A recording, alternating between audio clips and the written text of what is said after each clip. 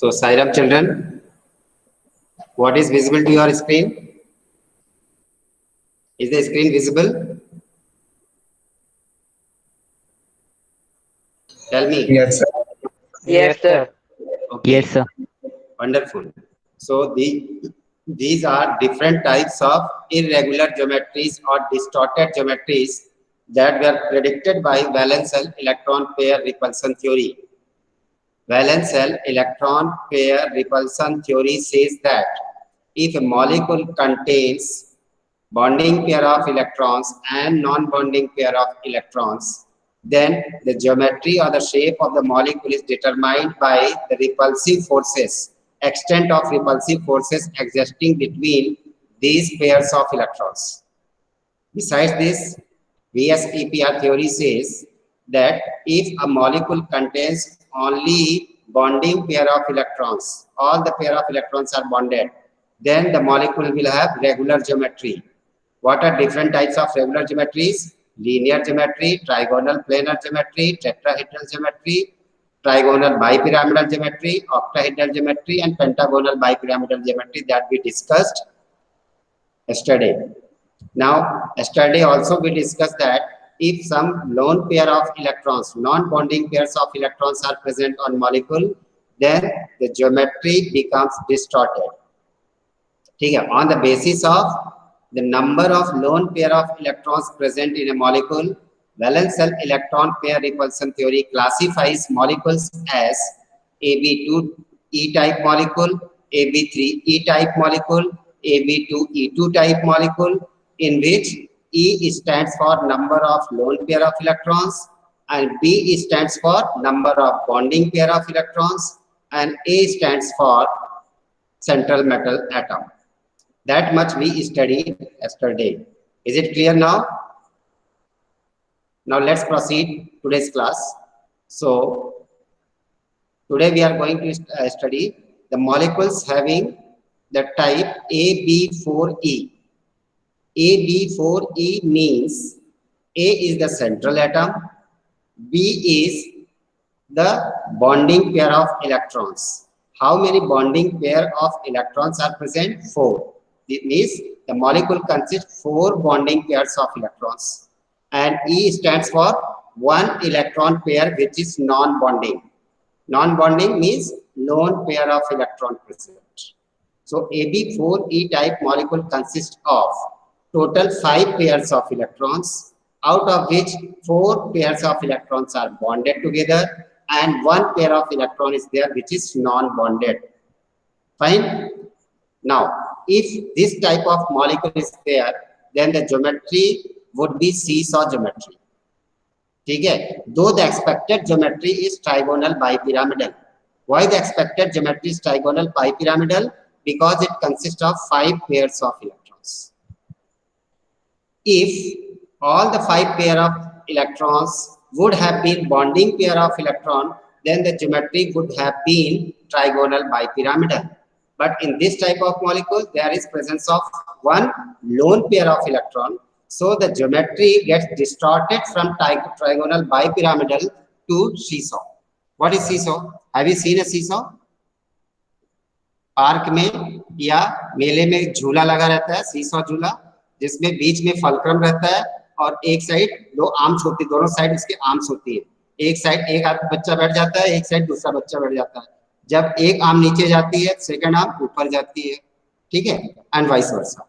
So here also you can see it has seesaw geometry. अब ये seesaw geometry कैसे हुई देखिए कि इसमें ये हो गया आपका जो व्हाइट कलर से दिख रहा है नीचे, this is lone pair of electron या non bonding pair of electron. ठीक. Now this bond and this bond which are at an angle of 101 degree, they may become the fulcrum. आप इसको उल्टा घुमा के रखिए. ठीक है, मान लीजिए कि इसको हमने मॉलिक्यूल को रोटेट कर दिया तो लोन पेयर ऑफ इलेक्ट्रॉन ऊपर चला गया और ये दोनों बॉन्ड्स नीचे आ गए. जब ये नीचे आ जाएंगे तो कैसे होंगे? ये एंगल के शेप में होंगे. ठीक है, और दोनों कहाँ पे मिलेंगे? अपवर्ड पॉइंट पे. उस अपवर्ड पॉइंट पे फिर ये वाला जो बॉन्ड है, ठीक है, ये यहाँ से एक बॉन्ड और ये बॉन्ड, ये दोनों क्या बन जाएंगे? 2 आर्म्स बन जाएंगे. ये इन्वर्टेड फोटो रखी हुई है, आप इसको इन्वर्ट करेंगे तो नीचे एक फलक्रम बन जाएगा, बेस बन जाएगा उसका, उस बेस के ऊपर ये दो आर्म्स बन जाएंगी, एक आर्म ऊपर जाएगी तो दूसरी आर्म नीचे आएगी, ठीक है, जब दूसरी ऊपर जाएगी तो पहली नीचे आएगी. सो दिस टाइप ऑफ झूला is known as seesaw and the geometry is known as seesaw geometry. So seesaw geometry is possessed by those molecules which consist of 4 bonding pair of electrons and 1 pair of electrons as lone pair or non-bonding pair. Is it clear, children? Yes, I'm waiting for your response. Your response should come very quick. Yes, sir.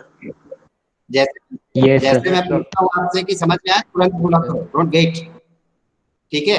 Push to talk extension download कर लिया होगा आपने, मैं बार बार बोलता हूँ, उससे आपको search नहीं करना पड़ता म्यूट अनम्यूट करने के लिए. Now next type of molecules is AB3E2 type molecule. AB3E2 type molecules में कितने पेयर ऑफ इलेक्ट्रॉन्स होंगे? 3 + 2. Yes, there are 5 pairs of electrons in all. Out of these 5 pairs of electrons, 3 pairs of electrons are bonding electrons and 2 pairs of electrons are non-bonding electrons, and A is the central atom. Here also there are 5 pairs of electrons, so the expected regular geometry is trigonal bipyramidal. But since all 5 pairs of electrons are not bonding, there are 2 pairs non-bonding out of 5. So the trigonal bipyramidal geometry gets distorted to T-shaped geometry. Thus the actual shape or actual geometry of molecules of category AB3E2 is T-shaped instead of trigonal bipyramidal. होना चाहिए था trigonal bipyramidal. कब होती है trigonal bipyramidal? जब 5 के पांचों pair of electron कैसे होते? बॉन्डिंग पेयर ऑफ इलेक्ट्रॉन होते. लेकिन ऐसा है नहीं. इन 5 पेयर ऑफ बॉन्डिंग इलेक्ट्रॉन्स में से 2 पेयर कैसे हैं? जो कि नॉन बॉन्डिंग है. इसलिए जो रेगुलर ज्योमेट्री एक्सपेक्टेड थी ट्राइगोनल बाइपिरामिडल, वो चेंज होके एक्चुअल ज्योमेट्री क्या हो जाता है? T shaped. फाइन. एग्जांपल आप ये देख सकते हैं टी शेप का. What is example of first case? Sulphur tetrafluoride. Can you read sulphur tetrafluoride on the screen? Yes, sir. Yes, sir. आपको पढ़ते बन रहा है कि उसको मैं जूम करूंगा? सर थोड़ा सा जूम कर लीजिए. Right. So I am just trying to zoom it. ये now can you read sulphur tetrafluoride? Yes sir. Okay. अब सल्फर टेट्राफ्लोराइड में कौन सा था? शीशो शेप था. नेक्स्ट टी शेप वाले को भी मैं जूम करता हूँ. देखिए ये T shape geometry. Now you can see this molecule. What is molecule? Chlorine trifluoride. Example ClF3. ClF3 chlorine trifluoride. अब इसमें से कितने फ्लोराइड हैं? 3. इसलिए 3 बॉन्डिंग पेयर्स हो गए. 3 फ्लोरीन है इसलिए 3 बॉन्डिंग. ठीक है. ये क्लोरीन और एक फ्लोरीन के बीच बॉन्ड, क्लोरीन फ्लोरीन के बीच में बॉन्ड, क्लोरीन फ्लोरीन के बीच में bond, and there are 2 lone pair of electrons. So altogether there are 5 pairs of electrons, out of which 2 are non-bonding or lone pair of electrons. The remaining 3 are present in the form of a T, in the shape of a T.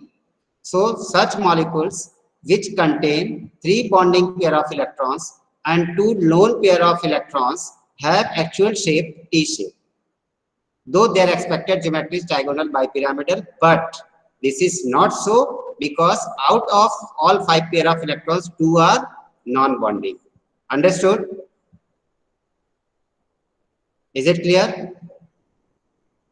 बच्चों? Yes, sir. Okay. Then next. Sir एक बार वापस बता दीजिए. हाँ. AB3E2 में total pair of electrons कितने हैं? A तो सेंट्रल एटम हो गया. B कितने हैं? मतलब बॉन्डिंग. बॉन्डिंग मतलब कितने? 3. सो 3 पेयर्स ऑफ बॉन्डिंग इलेक्ट्रॉन्स है जो बॉन्डेड है, कोवेलेंट बॉन्डेड है. और E का मतलब होता है लॉन पेयर ऑफ इलेक्ट्रॉन. तो कितने लॉन पेयर ऑफ इलेक्ट्रॉन है? 2.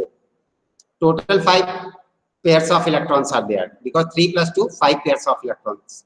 अगर 5 पेयर ऑफ इलेक्ट्रॉन्स हैं और सभी बॉन्डेड पेयर ऑफ इलेक्ट्रॉन्स हैं, तो एक्चुअल ज्योमेट्री कैसी होनी चाहिए? Trigonal bipyramidal.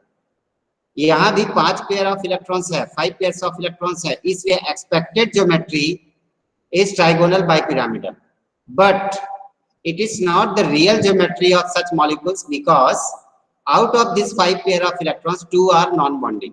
सभी 5 के 5 बॉन्डिंग नहीं है, उसमें से 2 पेयर ऐसे हैं जो नॉन बॉन्डिंग है, इसलिए रिपल्सिव फोर्सेस क्या होगा? अनबैलेंस्ड हो जाएगा। Lone pair repulsive forces becomes greater than lone pair bond pair and then greater than bond pair. इसकी वजह से बैलेंस्ड रिपल्सिव फोर्स नहीं लगेगा। सो रेगुलर ज्योमेट्री जो है ट्राइगोनल बाइपिरामिडल वो चेंज हो जाएगी and it becomes T shape as shown in the figure. आप इसमें देख सकते हो कि one bond, another bond and one bond at the bottom, this gives a shape of T shape. और जो लॉन पेयर्स है they are not considered in shape because they are very much close to the central metal atom. Bond length बड़ी होती है, lone pair तो उसी atom के orbital में है, इसलिए इसमें दिखाने के लिए आपको ऐसे कान जैसा दिखाया, but actually this lone pairs are very much close to the central atom. तो एक्चुअल शेप कैसा हो जाएगा? ये टी जैसा हो जाएगा। रुमिशा, Yes, sir. आ गया? Okay, then next type of molecules suggested by valence shell electron pair repulsion theory is AB5E। AB5E इसका मतलब क्या है?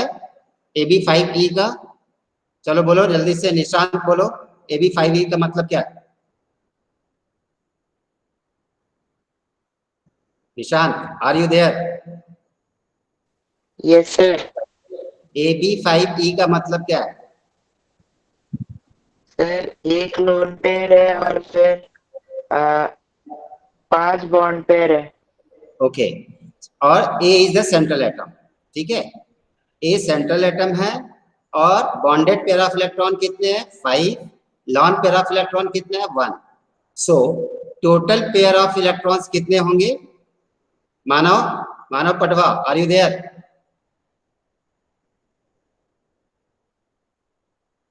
मानव नॉट प्रेजेंट, अच्छा गया होगा गोलगप्पे खाने। सो 5 + 1 6, ठीक है? 5 bonding pair and 1 lone pair, 5 + 1 6 pairs of electrons are there.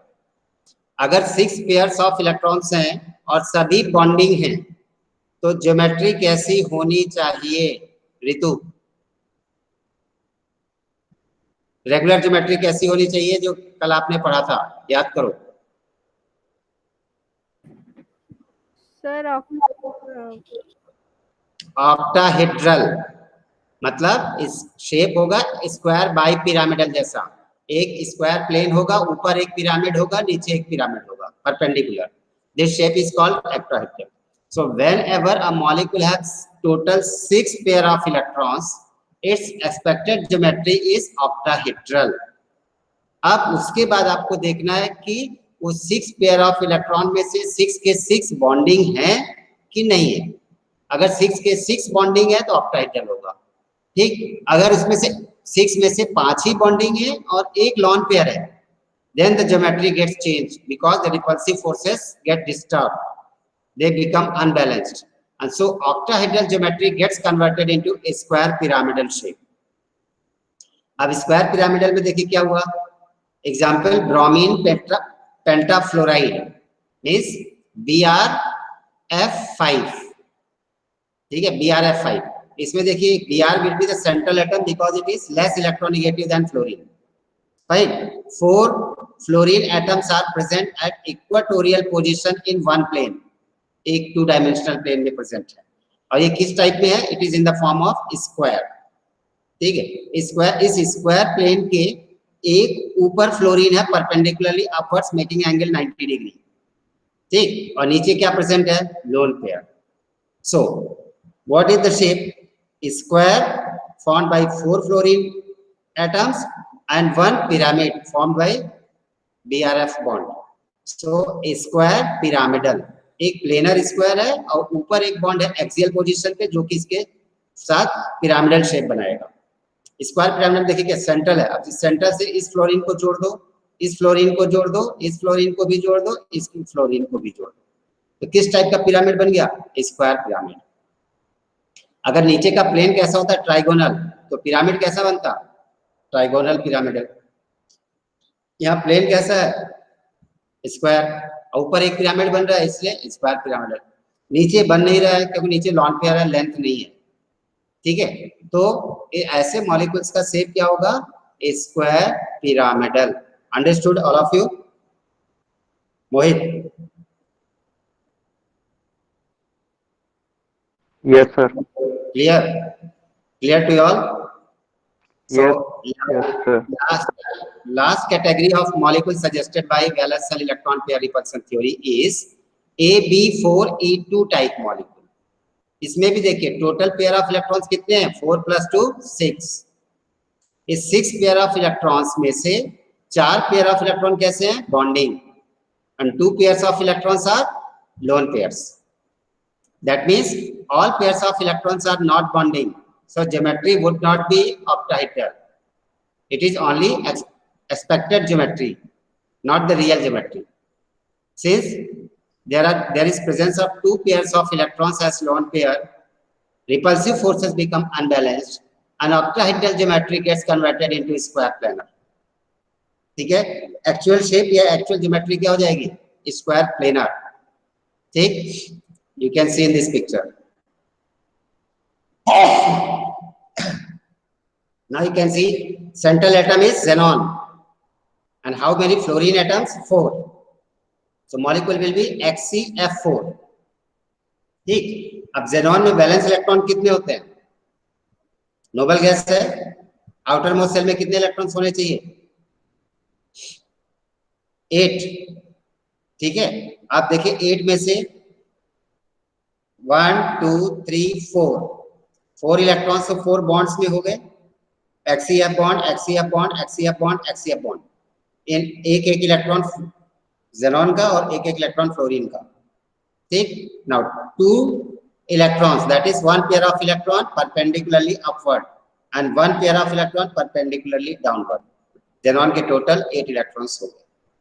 ठीक, अब इसमें कितने पेयर्स ऑफ इलेक्ट्रॉन प्रेजेंट है, ये देखिए 1 2 3 4 जो बॉन्डिंग पेयर्स है, 4 bonding pairs and 2 lawn pairs, 1 upward perpendicularly upward the plane and 1 pair perpendicularly downward the square plane. So अब यहाँ पे लोन पेयर्स है बेटा, ये बॉन्डिंग पेयर्स नहीं है, lone pairs are very much close to the central atom, इसलिए geometry कैसी होगी, सिर्फ प्लेन होगा, स्क्वायर प्लेनर। इसके ऊपर बॉन्ड नहीं है इसलिए पिरामिड नहीं बनेगा, नीचे भी बॉन्ड नहीं है इसलिए पिरामिड नहीं बनेगा। सो ऑक्टाहेड्रल शेप नहीं रहेगा, geometry will become square planar and the example is HCF4 molecule. Clear? Is it clear? Yes, sir. All of you, any doubt? गर्वित, समझ में आया? No, sir. Yes, sir. Okay, so now next theory.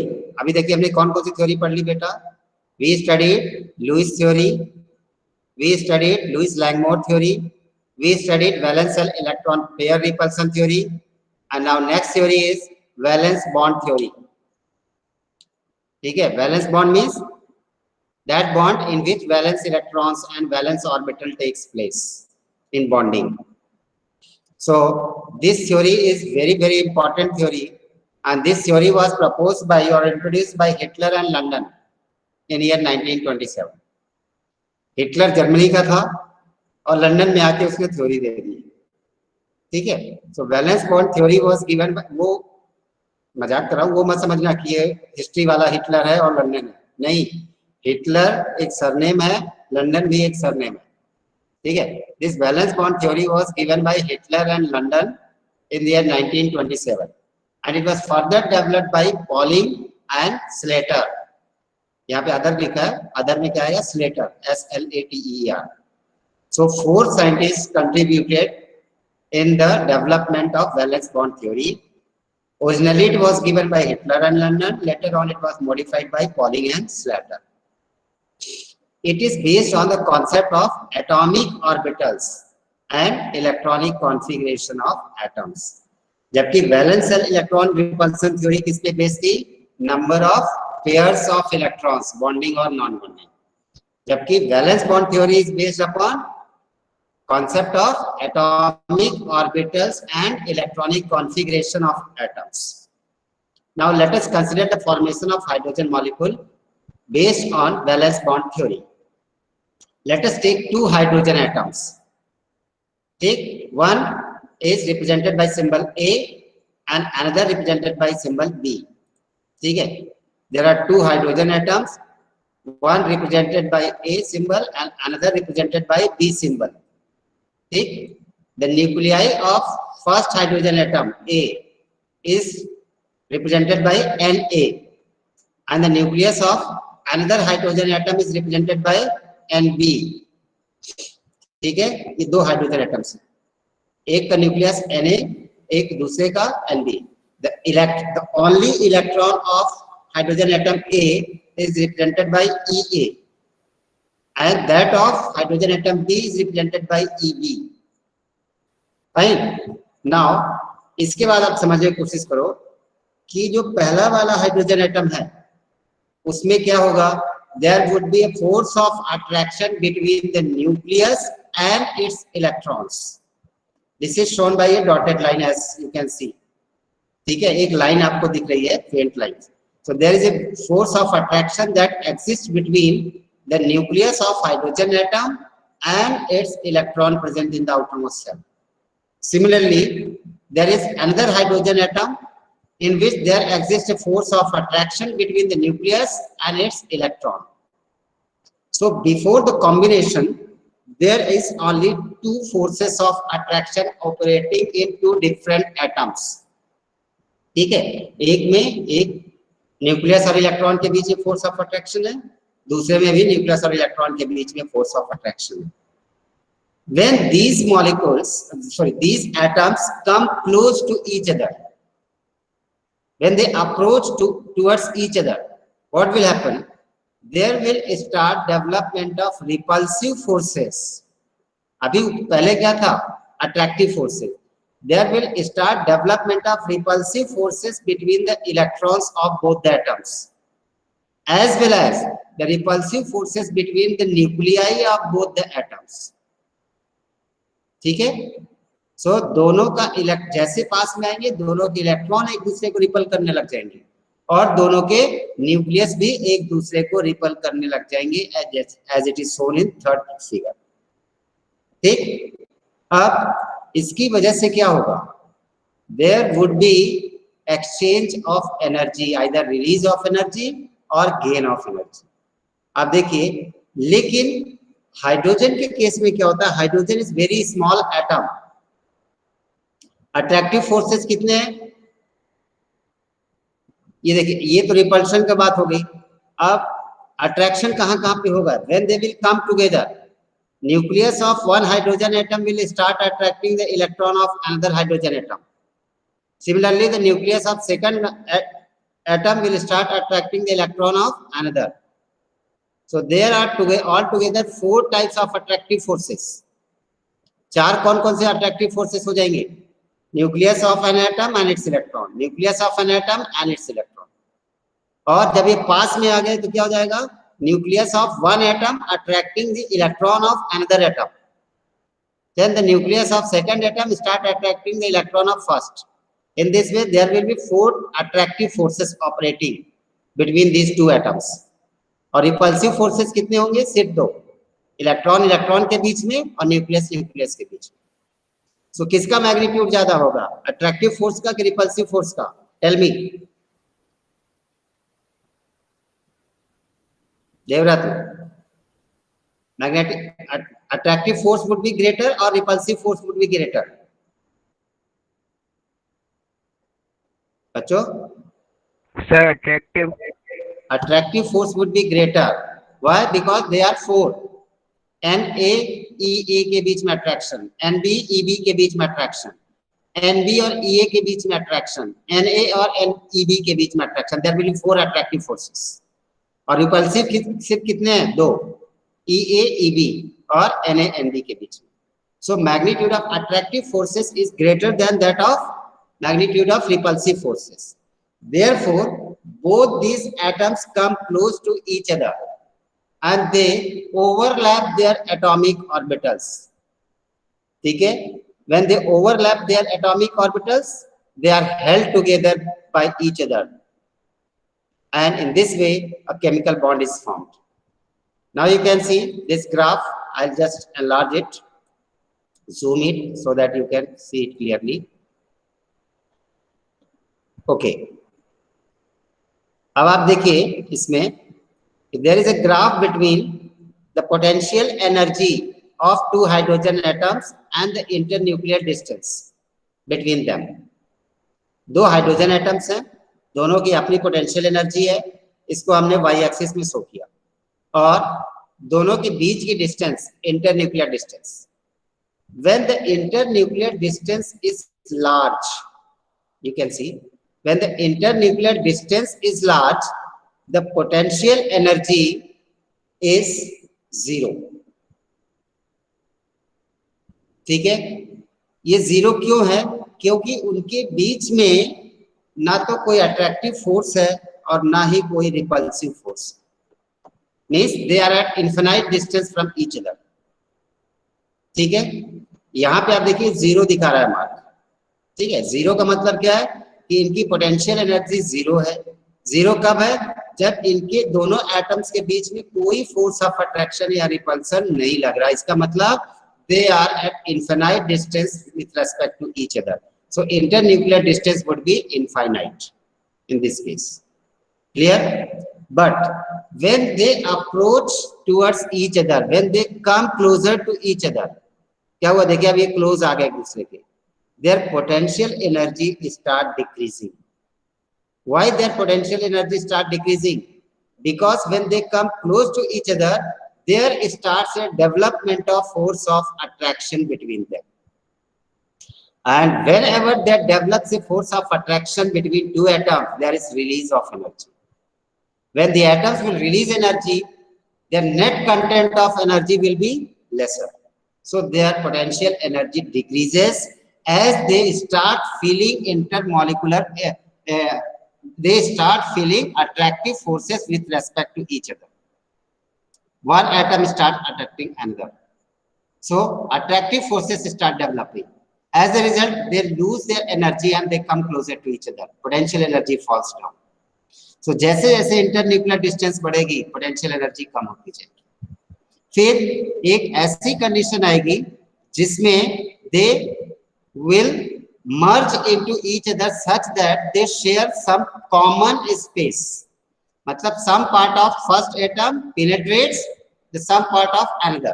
In this way, their orbitals overlap each other, and there becomes a common space between them. जैसे यहाँ पे देखिए, ये atom और ये एटम, अब इन दोनों के बीच में कॉमन स्पेस आ गया. इसको क्या बोलते हैं? Overlapping stage. इस ओवरलैप एरिया में ही दोनों के इलेक्ट्रॉन्स होंगे, और ये दोनों इलेक्ट्रॉन्स जो है they will form bonding pair of electron. Means a chemical bond will form. So the equilibrium state, the final state, ठीक है, where the two atoms are at maximum close to each other. अब उससे ज्यादा वो close नहीं हो सकते, क्योंकि जब वो उससे ज्यादा क्लोज होंगे तो न्यूक्लियस के बीच में रिपल्सिव फोर्सेस फर्दर बढ़ने लग जाएगा. अब सो ये एक इक्विलिब्रियम पोजीशन आ गई, इंटरन्यूक्लियर डिस्टेंस हो गई. इससे कम इंटरन्यूक्लियर डिस्टेंस अब नहीं हो सकती, क्योंकि यहाँ पे एनर्जी कितनी हो गई? इसकी मिनिमम हो गई. अब अगर आप फर्दर कंप्रेस करके इसको और पास लाने की कोशिश करोगे तो रिपल्सिव फोर्सेस बढ़ेगा, potential energy will sudden increase. ये पोटेंशियल एनर्जी जो फॉल हो रही थी वो एक सडन एकदम से इंक्रीज होगी. क्यों? क्योंकि न्यूक्लियस के बीच में रिपल्सिव फोर्सेस बहुत बढ़ने लग जाएगा. सो लेस स्टेबल पहला एटम और दूसरा एटम भी. क्यों? क्योंकि उनकी पोटेंशियल एनर्जी कैसी है? ज्यादा है. उसके जब कंबाइन करेंगे तो इनकी पोटेंशियल एनर्जी लूज होगी. They will lose their energy and they will form stability. ठीक है? Energy release. फिर ये एनर्जी रिलीज करते जाएंगे और एक ऐसी कंडीशन आ जाएगी कि उनके बीच में कॉमन शेयर्ड स्पेस आ जाएगा, पर उससे कम इंटरन्यूक्लियर डिस्टेंस नहीं होती. This will be the bonding state of hydrogen molecules. ठीक है, and this will be the more stable और मोस्ट स्टेबल स्टेट। ठीक, उससे कम अगर डिस्टेंस होगी, हो ही नहीं सकती पहली बात। अगर किसी तरीके से किया जाएगा तो पोटेंशियल एनर्जी फर्दर इंक्रीज कर जाएगी। So in this way, valence bond theory explains the following points. First point, as देखो, let two hydrogen atoms A and B having their nuclei Na and Nb, and electrons present in them are Ea and Eb. As these two atoms come closer, new attractive and new repulsive forces begin to operate. The nucleus of one atom is attracted towards its own electron and the electron of other and vice versa. ये attractive forces हो गए, nucleus of one atom और उसी atom का electron, similarly nucleus of one atom और दूसरे atom का electron. इस तरीके से चार अट्रैक्टिव फोर्सेस आ गए। Repulsive forces arise between the electrons of two atoms and nuclei of two atoms.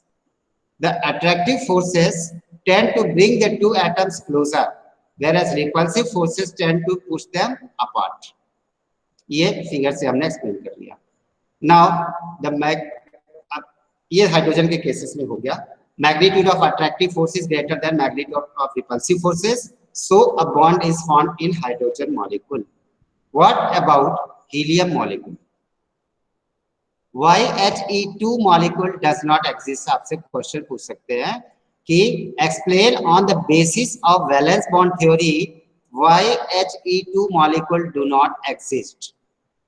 हमको एक्सप्लेन किससे करना है? वैलेंस बॉन्ड थ्योरी से करना है।